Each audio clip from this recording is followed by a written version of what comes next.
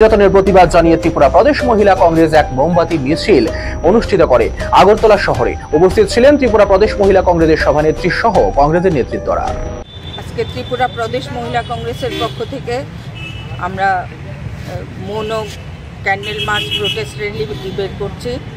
কারণ আপনারা জানেন যে আমাদের সমগ্র দেশে যেভাবে নারীদের উপর বর্বরচিত অত্যাচার এবং ধর্ষণ চলছে, পশ্চিমবঙ্গের ডক্টর মমিতা দেবনাথের উপর, উত্তরাখণ্ডের নার্সের উপর এবং ত্রিপুরার উদয়পুরেও সম্প্রতি একটা ঘটনা ঘটে গেছে, আপনারা জানেন।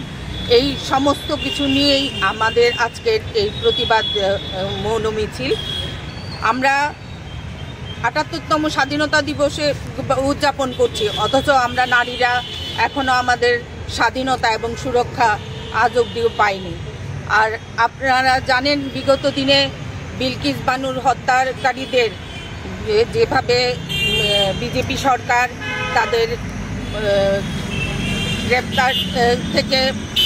গ্রেপ্তার করেছিল এবং তাদেরকে যেভাবে রেহাই করে দিয়ে তারপরে তাদের মালা পরিয়ে এনেছিল, তাদের সম্বর্ধনা জানিয়েছে, তাতে ধর্ষণকারীরা অতি উৎসাহে আজ সমগ্র দেশে ভারতবর্ষের আনাচে কানাচে একের পর এক নারীদের উপর নির্মম ধর্ষণ এবং নির্যাতন হতে হচ্ছে। তার প্রতিবাদে আজকে আমরা এখানে মিলিত হয়েছে এবং আমরা আমাদের জাস্টিস যতক্ষণ না পাই ততক্ষণ আমরা এই প্রতিবাদ মিছিলে সামিল হব এবং একের পর এক প্রতিবাদ করে আমরা এই বর্তমান মূক ও বধির সরকারকে আমাদের যে সুরক্ষা সেটা আদায় করে ছাড়ব। এই উদ্দেশ্যেই আজকে আমরা প্রতিবাদ মৌন মিছিলে আমরা